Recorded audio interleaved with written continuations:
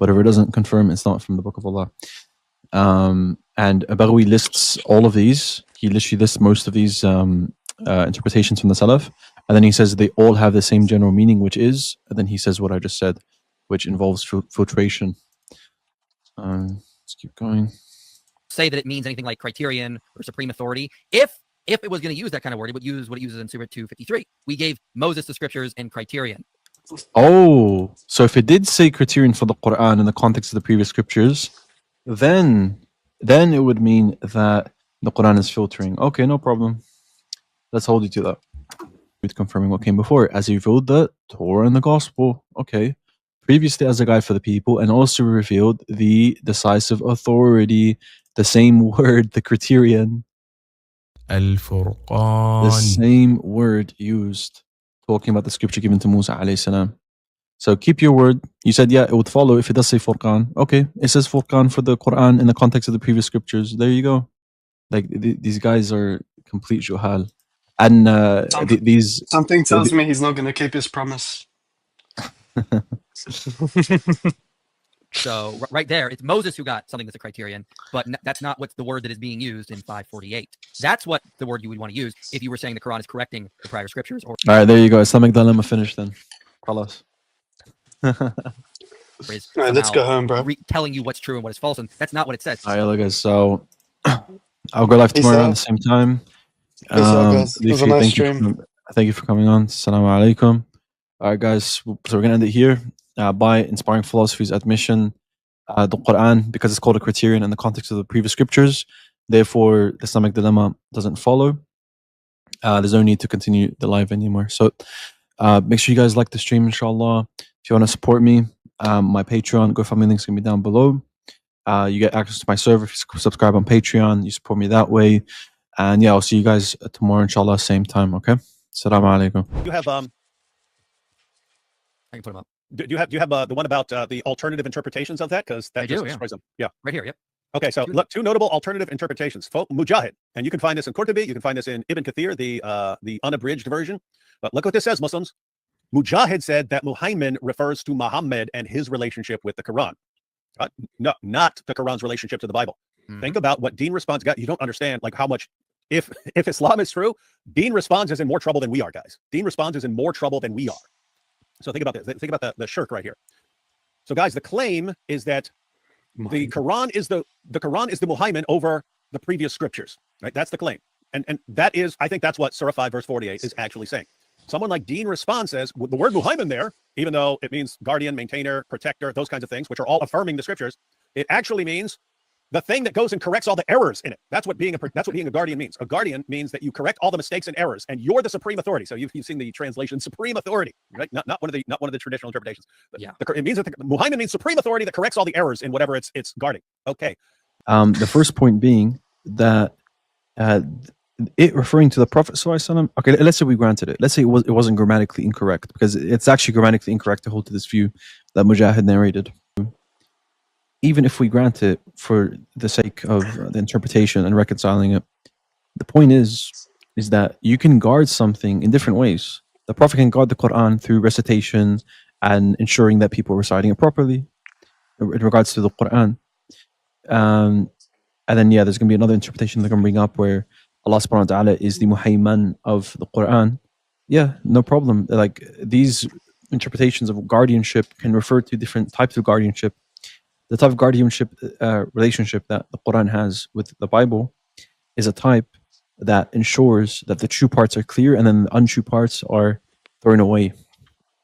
Okay, this is from Baghawi's tafsir that I highlighted before that they ignored. Okay, now there's also Nicholas Sane's view, like we showed as well, according to the same person that they're appealing to, because look who he says has this view, or who documents this view from Mujahid. It's from At-Tabari, right? So the first one is from At-Tabari. Now, Mujahid said that Muhammad refers to Muhammad ﷺ and his relationship with the Quran, not the relationship of the Quran with the Bible. Okay. At-Tabari says this view is grammatically incorrect and totally wrong. And I cooked a Sam Shamoon fan on this point because the likes of Sam Shamoon and Jane Dog and David Wood, they quote mine. They always quote mine. And they're going to get called out every time they quote mine, inshallah. So watch this. This is Tafsir al-Tabari. I'll read the first part because this is just a clip of the second part. The first part is Abu Ja'far. Abu Ja'far is al-Tabari. Abu Ja'far said, the interpretation of the statement, according to Mujahid's understanding, is we sent down the book to you, confirming the books before it and as a guardian over it. Thus, the phrase confirming is, etc. The main point being, the guardian is seen as a circumstantial qualifier, which is a reference to the Prophet ﷺ, and the pronoun of the book is the Quran. Now, someone brought this up to me in the same context as David did, saying that there's alternative interpretations like this. And this is the clip from that discussion. This interpretation is far from what is understood in Arabic speech. Rather, it is incorrect. Repeat that. Repeat that for us. Say that one more time. However, Yeah, go ahead. Yeah. However, this interpretation is far from what is understood in Arabic speech. Rather, it is incorrect. So, whatever. Okay, stop there. Do you know who Abu Ja'far is? Sure. I doesn't know who Abu Ja'far is. Abu Ja'far is at-Tabari. At-Tabari. The same guy that Sam is quoting, that is saying Muhammad is referring to the Prophet. He's saying it's incorrect in the Arabic language to say this. It's not that it's possible and it's incorrect, it's improbable. It is grammatically incorrect. Quran does not teach the same thing that is in our scriptures, or our scriptures have been corrupted. And that also means Islam is false, because the Quran affirms the preservation and the inspiration of our scriptures. So Muslims, how do you get out of this dilemma? Yes, the way to get out of this dilemma is just to say that's a false dichotomy. It's not one or the other. Actually, there's a third option, that is that the Quran generally affirms the truths that are found within Whoa, your boy's a liar here, man. Your boy's, he has been, multiple times he's been called out for this. He is completely misrepresenting what this is saying here. And he keeps doing it. Even after he's been corrected, he doesn't care. He keeps repeating something that by this point he knows is a lie. That's interesting. So keep in mind what he does here, ladies and gentlemen. He quotes this, Ibn Kathir. What this is saying, by the way, we can just read that from the beginning. Not all the way at the top, but in that section right there, the beginning of that section, and say to them, we believe in that which has been revealed to us and revealed to you. This is what Muslims are supposed to say to the people of the book. Hey, we believe in what was revealed to us and what was revealed to you. Not just what was revealed to Moses that you no longer have. We believe in what was revealed to you. Because the Quran says over and over again that Allah's confirming what you have, right? Means if they tell you something which you do not know to be true or false, say to them, we do not hasten to say it is a lie because it may be true. And we do not hasten to say it is true because it may be false. We believe in it in general under the condition that it has been revealed and has not been altered or deliberately misinterpreted. What is this talking about? It's talking about the same thing that you have in Surah 3, verse 78. That Jews and Christians, they have their books, but guess what? Their books are in different languages from what the Muslims, the Arab Muslims speak. And so when you're talking to a Jew about the Torah, that Jew, you don't know if that Jew is telling you what's true about the Torah or if he's making things up, if he's distorting it. Same thing with a Christian.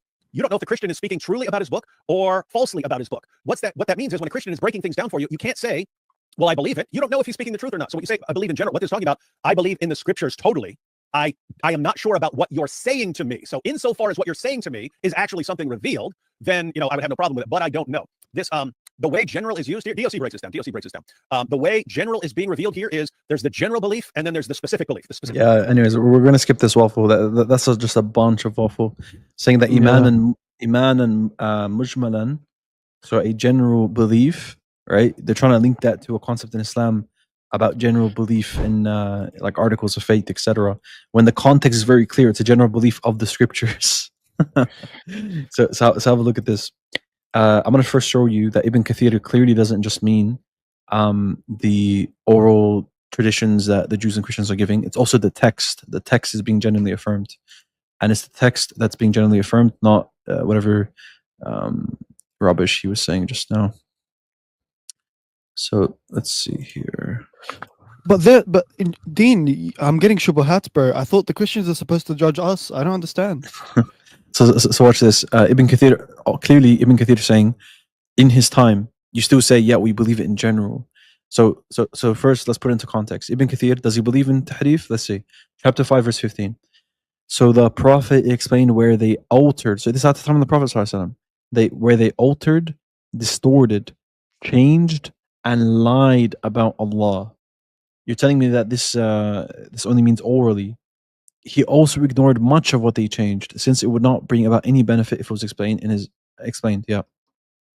So obviously the Prophet ﷺ isn't just talking about oral traditions, their texts, they're distorting it. So the Prophet has to clarify it. They altered, distorted, changed, and lied about Allah. Okay, and one of these words should be translated from tabdil. Tabdil means to substitute a book. Tabdil غير, as well as tahrif. These are all terms being used. Then here's the same exact tafsir where he says we believe in general. Look at this here. We believe in it in general under the condition that has been revealed and not have been altered or the debate misinterpreted. Does it mean altered only in the oral sense? Let's see. Al-Bukhari recorded that Humayd bin Abdurrahman heard Muawiyah talking to a group of Quraysh in Al-Madinah. He mentioned Ka'ab al-Ahbar, may Allah be pleased with him, and said, he was one of the most truthful of those who narrated from the people of the book, even though we found that some of what he said might be lies. I say, this means that some of what he said could be classified linguistically as lies, but he did not intend to lie because he was narrating from manuscripts which he thought were good, but they contained fabricated material. So it's not just the oral stuff, it's the written stuff that has fabricated stuff, because they did not have people who were so conscientious in memorizing the scriptures by heart as the people of this great ummah. So Ibn Kathir says that it's not just a belief in general because of the oral distortions. There's written distortions in manuscripts in Medina